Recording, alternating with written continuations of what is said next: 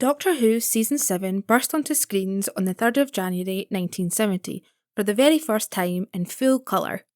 It was the first complete reset of the show, with every single aspect changing on screen.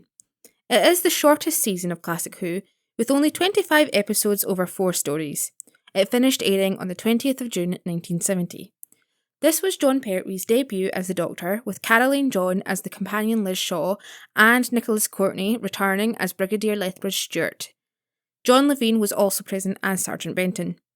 Although it is the first season to be aired in colour, the fact that it is the earliest intact season of Doctor Who means that it's not entirely in colour, with the first couple of episodes only existing in black and white. In recent years, they have been recolorised for distribution. From a story perspective, it was the first season not to have any returning monsters, as well as the first to be completely set in one time period and one planet. The land-bound perspective was an attempt to try and refresh the programme for colour, with the Doctor dealing with an exile from the Time Lords at the end of Patrick Troughton's era. This is the beginning of what people refer to as the Unit era, where most of the stories revolve around the involvement of Unit and the Brigadier. Although there were no set producer for the beginning of the series, this role was taken up midway through Doctor Who and the Silurians by Barry Letts. Letts would go on to introduce some of the special effects that Doctor Who would become most used to, including colour separation overlay with significance on location filming and more involved action sequences. However, the season had been described as being essentially devised by the previous producer Derek Sherwin. Sherwin has suggested the setting of Earth, with the Doctor working with his creation Unit from the previous serial of The Invasion. Terence Dicks was the script editor throughout this season. Spearhead from Space. The very first colour serial of Doctor Who, Spearhead from Space, aired as a direct continuation of the ending of the War Games, which aired 6 months before. It consisted of 4 25-minute episodes, written by Robert Holmes, directed by Derek Martinus, and produced by Derek Sherwin. The Doctor was now facing his biggest problem, being stuck in one place and one time, courtesy of the Time Lords. As well as having this big shift, it also introduced a lot of lore which would become staples of Doctor Who in the future. For example, it is in this serial that the Doctor is revealed to have 2 hearts. The next scene, Consciousness and the Autons are introduced in this story. During this story, all of the studio cameramen for the BBC were on strike, so it was filmed entirely on 6mm film instead, because these cameramen were in different unions and not involved in that strike. This allowed the first serial in the classic era to be released in HD. This serial also had what many people would remember as the iconic scenes of the Autons smashing through the shop windows. However, they didn't actually smash the storefronts due to the budget's constraints and just made do with clever editing and sound effects. This was referenced in the reboot episode Rose when the smashing of the windows occurred at the climax. With the shift to colour, a new title sequence was developed, designed by Bernard Lodge. Lodge also designed the 1967 Troughton sequence, but this time included an accompanying closing title sequence. This sequence would remain for the next 4 years. The script itself was based on a story that Robert Holmes wrote for a film called Invasion, where an alien crashed in the woods. In the story, the alien is discovered after a local hospital admits it as a patient. Then other aliens try and capture the alien that's in the hospital, and it's all going so far, and there's almost exact dialogue used between the two, film and the Doctor Who serial. The injured alien in the film had 2 hearts, something that was then copied over into Doctor Who and continued as a staple. There is a remote possibility that outside your cosy little world, other things could exist. Do I need to get touchy? Well, sometimes you can be very aggravating. Me? What about you? There are strange going-ons in England, where meteorites have been falling in the countryside. Unit, led by Brigadier Lethbridge Stewart, is brought in to investigate, where he brings in Dr. Liz Shaw from Cambridge. However, there are even more strange appearances. A man with 2 hearts turns up at the local hospital, found next to a police box where a number of people have been trying to kidnap him. The Brigadier goes to visit the mysterious man, convinced that it is the Doctor. However, it's a completely different man with a completely different face than what he remembers. The Doctor soon wakes up and recognises the Brigadier before falling back asleep. In a mad dash, as soon as the Doctor gets the keys to his TARDIS, he breaks out of bed, steal clothes, and makes his way out of the hospital by stealing a car. The Brigadier takes the TARDIS back to the unit headquarters while they investigate a local plastic factory. Liz, meanwhile, is trying to investigate the plastic which seems to have come from space, without much success. The Doctor, in his stolen car, makes his way to the TARDIS and gets officially embroidered with UNIT, and with the Brigadier who just cannot quite believe it's the same man as he once knew. The Doctor agrees to help Liz find out what's happening in return to getting his TARDIS key. The UNIT soldiers get attacked by strange plastic men, and the superior to the Brigadier, General Scobie, has been replaced by plastic replicants of him. Turns out it's an alien called the Nestine Consciousness, trying to take over the world using living plastic in the forms of Autons. The Doctor builds a device to destroy the Nestine Consciousness and therefore the Autons. Before they can stop them, the Autons who are posing as mannequins smash through shop fronts and start attacking humans in their way. The Auton invasion has begun. The Doctor, Liz and the Brigadier head to the Auton factory, and as the soldiers try and fail to hold the Autons off, the Doctor and Liz try to destroy the Nestine. The Doctor gets attacked, but Liz finishes the machine and destroys the consciousness just in time to save everyone. The Doctor realises though, even though he has saved Earth, he is stuck as part of his exile and no longer has knowledge of time travel. The Doctor agrees to stay and work for UNIT with Liz, as long as he gets some free clothes and a nice car.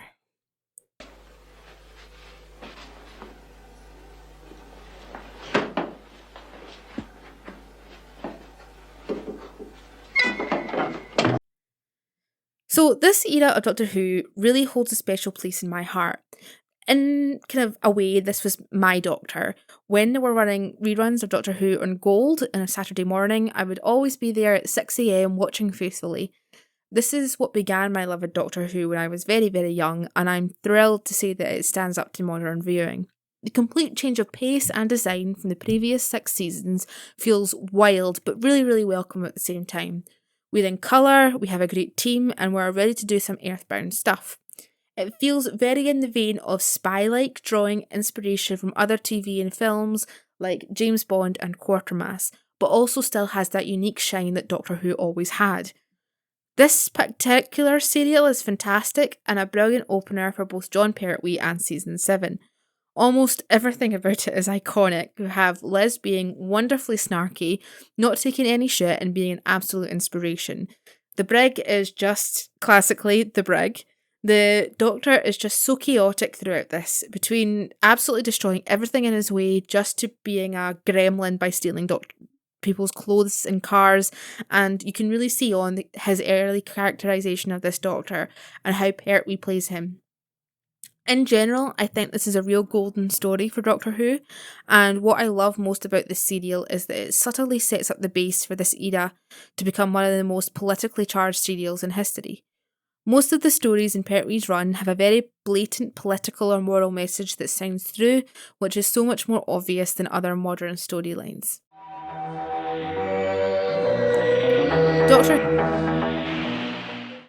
Doctor Who and the Silurians was the second serial of the 7th season of Doctor Who.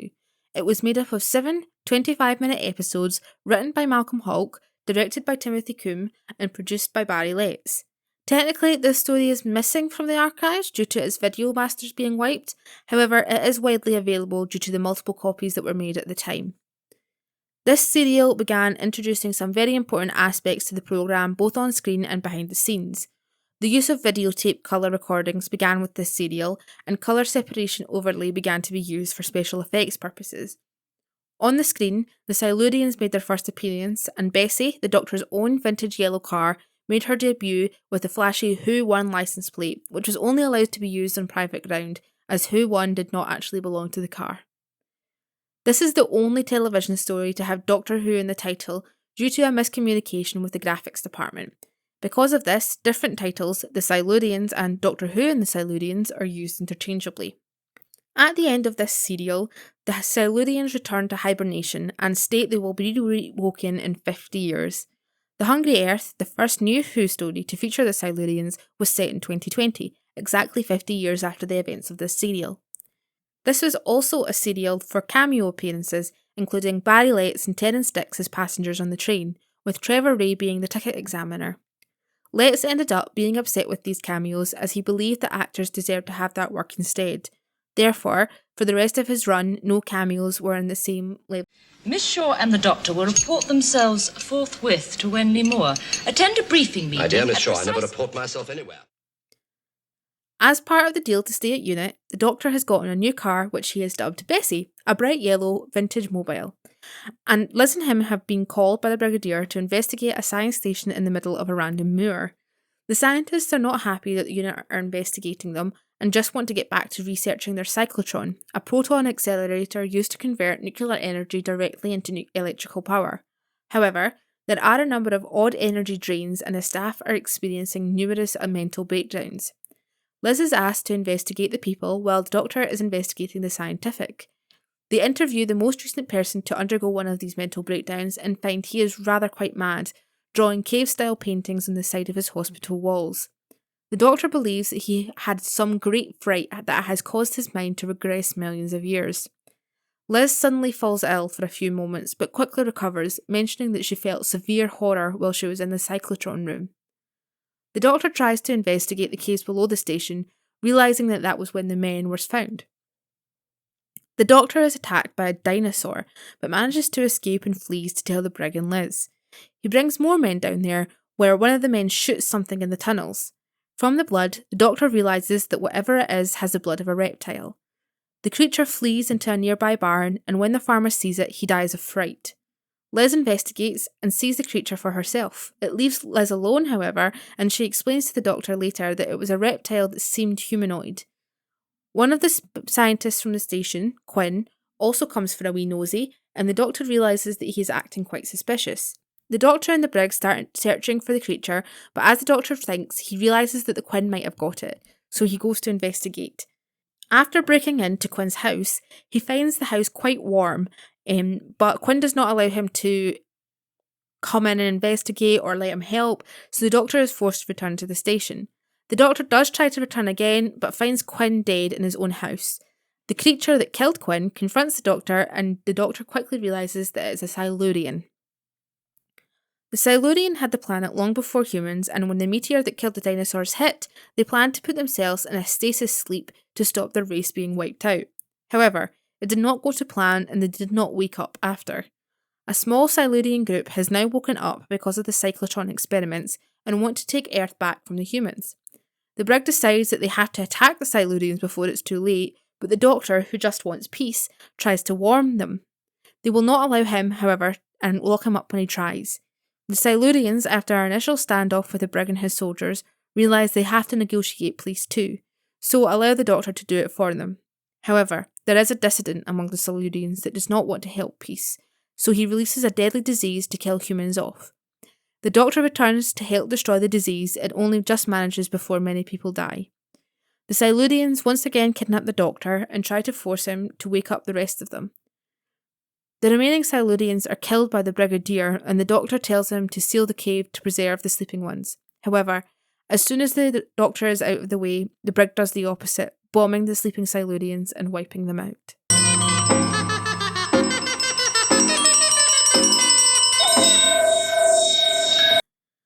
The Silurians are one of my favourite classical monsters, and they're definitely up there with the Ice Warriors. Rewatching this serial has just flooded me with nostalgia. The politics behind this serial, mainly xenophobia and racism, is lasting ever to this day, and it works well within it. The concept of having to share the earth between humans and the Silurians is a story beat which I absolutely adore, and as much as it's been repeated in numerous different seasons and serials, I do not actually tire of it. Having said that, this is definitely my most favourite iteration of it, barring maybe Blood Tide, which is an audio produced by Big Finish. However, one of my favourite moments comes right at the end of this serial, when the Brigadier goes against the Doctor and blows up the sleeping Silurians. The rift that causes between the Doctor and the Brigadier is brilliant character work, and no matter how close the Brigadier and the Doctor get after that moment, you know that there's some sort of underlying resentment or weariness between the two. It's carried through and reprised in the Sea Devils in Series 9, and the Brigadier will always follow the orders of the military and do what he needs to see fit to protect the world, regardless of the morals of the whole situation. It's just fascinating to see the Doctor's strict moral compass be completely destroyed by his friend, really. And of course, putting any of the modern Doctors in that situation would probably not end well. It's just expertly done and a very, very good serial overall. The Ambassadors of Death. The Ambassadors of Death was a third serial made up of 7 25-minute episodes. It was the final story to be written by David Whittaker, who was the former script editor of Doctor Who. It was directed by Michael Ferguson and produced by Barry Letts. This is the first time that the TARDIS console had been seen in colour, albeit without the rest of the TARDIS around it, due to being separate and within the unit workshop. After its appearance in Inferno, the next serial, it deemed badly damaged and redesigned for future seasons. Although David Whittaker has credit for writing this serial, it was heavily rewritten by Malcolm Hulke, leading to Whittaker naming this as his least favourite serial that he wrote. This story was filmed entirely on colour videotape, and until 2011, all of the originals were lost except from episode 1. This meant that this story was only available in black and white tele-recordings. However, damaged colour recordings were recovered from Canada, which allowed the serial to be restored in colour using chroma dope colorisation technique, which was also used in the third episode of Planet of the Daleks. Geoffrey Beevers, who would go on to play the Master in a future serial, as well as marry main cast member Carolyn John, had his first appearance in Doctor Who as Private Johnson. The story idea was initially designed for the second Doctor, Jamie and Zoe, with it being set far in the future and without unit. Oh, there you are. What happened? Well, we both got caught in the time warp field and were projected into... The Doctor, while trying to get his TARDIS to work, accidentally sends Liz 15 seconds into the future, all while watching the Brigadier on a TV, still upset by the events of the previous serial. The Brigadier is present at a live space investigation into a missing Mars probe when suddenly disaster strikes and they lose all contact with the astronauts. The Doctor and Liz rush to assist with the investigation. Once there, he sets about trying to figure out where the signal is coming from, which Liz figures out is London. The brig sends unit soldiers to investigate the location, but before they can get anything, it explodes, leaving many men dead. While trying to work, the Doctor is getting resistance from a certain scientist in the Space Centre, Tal Tatan, which ends with the Doctor and Liz being held at gunpoint. Tal Tatan escapes, despite the brig following him, and the rescue capsule suddenly begins to return to Earth, with no way of communicating with it. When the rescue capsule lands, it is stolen by strange soldiers that were in the warehouse earlier, but the Doctor intervenes and manages to save it from being taken away. Liz has decoded the noise from earlier and realises there must be a mole in the centre. The capsule is cut open and no one is inside except a single tape recorder with a recording of the lead astronaut's voice. Turns out the mole, General Carrington, has already transported the 3 astronauts away to the secret bunker and are feeding them radiation in order to keep them alive. The Doctor and Liz realise that the things that came back down to Earth could not have been human, as they would have been killed quickly by the amount of radiation in the pod. Liz is kidnapped and forced to work for the bad guys, who are trying to use the astronauts for their own gain. The Doctor realises that there is a mole involved and in the process gets himself blown up. The Doctor realises that he'll have to go into space and investigate where the original astronauts have gone to, while the bad guys are controlling the radiation and the astronauts and making them kill. Liz convinces the scientists that worked for the bad guys to turn on his captors and gets him to freedom, but he fails to reach the Brigadier before himself being killed. The Doctor blasts off to space to find the original astronauts, narrowly avoiding dying because of a saboteur. The Doctor loses contact with the Earth and blacks out. He awakens to find himself with the missing astronauts, who believes themselves to be in an extended quarantine on Earth. Turns out the astronauts on the ground are ambassadors, sent in a sign of good faith by aliens, but as they have not been returned, they threaten to destroy Earth. The Doctor tries to return to Earth without the men, promising that they will bring them home, and as soon as the Doctor lands, he is also kidnapped and brought to the same location as Liz, who are both forced to create a translation device so the alien astronauts can be communicated with. Carrington reveals himself as the mole to the Doctor, and it's clear that he has gone quite mad. He wants to convince the world that the aliens are pure evil so that he can go to war with them. Carrington takes the astronauts to set them up to attack the press when they are doing a statement later that day. He tries to frame the Doctor, though the Brigadier does not believe him. Unit tracks down the Doctor and Liz and they manage to rescue them.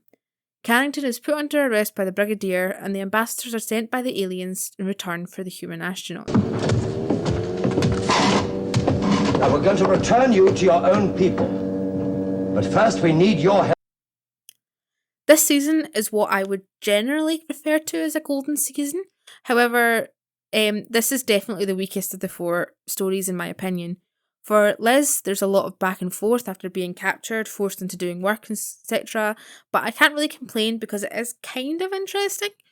It also poses an interesting thought. If ambassadors from another planet came down here and we could not communicate them, then what would the general reception to them be? Would they be welcomed? Would they be exploited? Or would they just be straight up attacked? The tension between the Brigadier and the Doctor does die down quite a bit, but I like how the Doctor keeps sniffing at him because of it, almost being passive-aggressive about the whole situation and not really letting it go. Because of this, he refuses to go and help the Brigadier in the first place, and only realises things are bad when he actually does go. It's really fun in that regard because there's a lot of moments where the Brig and the Doctor really do lock heads in this, and eventually the Brigadier has to admit that the Doctor was right, and it's just quite a nice sign. It's a nice wee serial. I say wee, but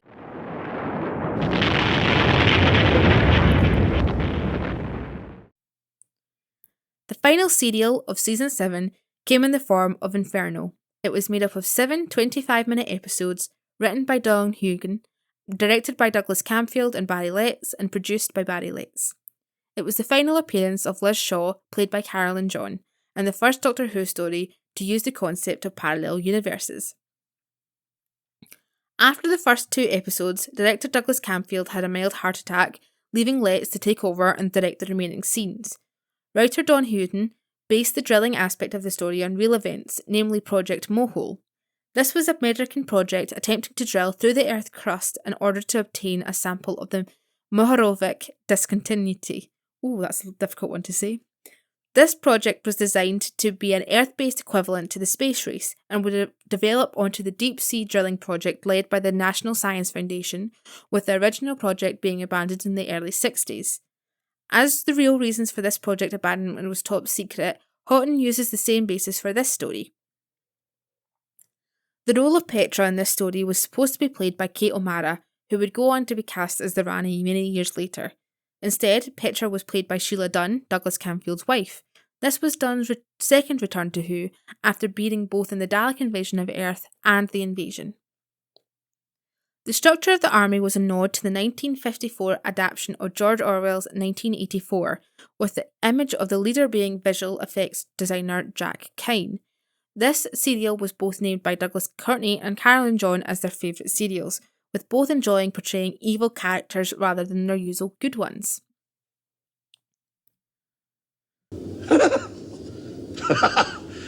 Yes, well, if it's true, I can see why you grew that moustache.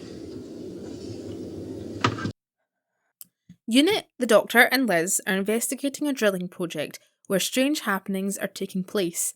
A murder has occurred, and the murder weapon was a wrench which was red hot when found.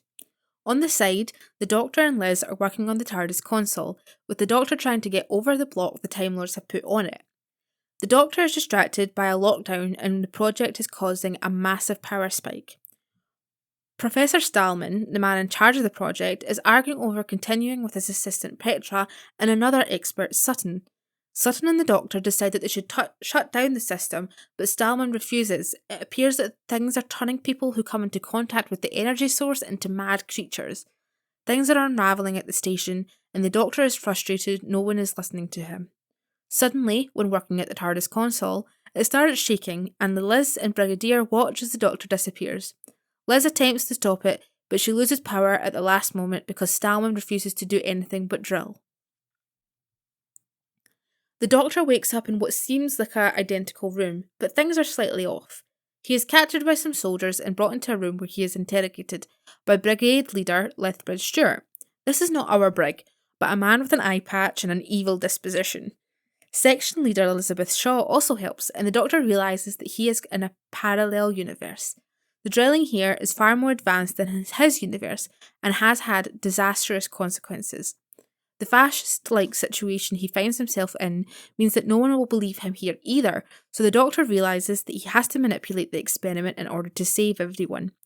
In this universe, Sir Keith, the man who was trying to stop Stallman in the original universe, died in a car crash while the evil Briggs sentences the Doctor to death. The Doctor tries to fix Stallman's computer, but evil Benton stops him at the last moment. Sutton realises that the Doctor is on his side and tries to make people realise the dangerousness of the drilling operation. The drill penetrates the core, and that is when everything truly goes tits up. Stallman is purposefully infecting everyone he can with the energy, turning them into crazed green animals. Stallman himself is infected, but has been hiding it for many hours. The Doctor believes that breaking the core has caused a release of energy which will vaporise the entire Earth within a matter of days. Evil Benton is infected and dies a horrible death, and finally evil Liz decides that the Doctor must be listened to, with evil Brig remaining sceptical. The Doctor tries to fix the situation, with the evil Brig attempting to abandon them, but evil Liz and Petra force him to stay. The Doctor realises that saving this particular parallel Earth is almost impossible, and the only way forward is to get back to his Earth and save it before it's too late. Evil Brig tries to force the Doctor to take them back with him, and when the Doctor refuses, he shoots him, or almost does, before evil Liz shoots the Brig instead. Evil Liz gives the Doctor one last chance. The Doctor escapes back to our universe with evil Liz, Petra and Sutton trapped by molten lava. The Doctor arrives back in our universe at the same moment he arrived in the parallel universe. He tells Liz the basic stuff before passing out in the coma. Liz follows his lead and gets Benton to restrain Stallman, reversing the drilling and stopping it before it penetrates the core. Stallman has been infected in this universe as well and has become a crazed animal himself. He has stopped, and the drill shaft is filled in, stopping the drilling from ever continuing. That was a brilliant idea of yours. Well, it wasn't my idea. Then who? No, don't tell me. The Doctor. I must admit, the final serial in this season has to be my favourite. The best thing I love it is for the same reason that Nicholas Courtney and Carolyn John loves it, and that is Evil Brig and Evil Liz. They are so wonderful, and you can actually see them relishing playing these evil characters. Also watching Benton, you can see what is normally such a sweet character is instead being very, very evil and harsh, and it just makes for wonderfully entertaining viewing. The links that tie between this and the Real Life Moho project is absolutely fascinating, and rewatching with that in mind is also very, very interesting. The ties to a 1984-like society, while knowing it was a project that the Americans were trying to boast to the Soviet Union, it inspired, especially with the Red Scare and everything that was going on in both of these countries at the time. Then of course we have the fact that the real reason that the mission ended is unknown, leaving it open to interpretation that this serial kind of follows through and tries to do. The science is a little bit dodgy, but having watched The Core not too long ago, I certainly will now not allow that to hold against it. One downside though is that it doesn't have an extremely camp Stanley Tucci, but I will allow the Prig to take up that role as much as he is actually able to. In total, I think season 7 of Doctor Who is kind of a peak for me.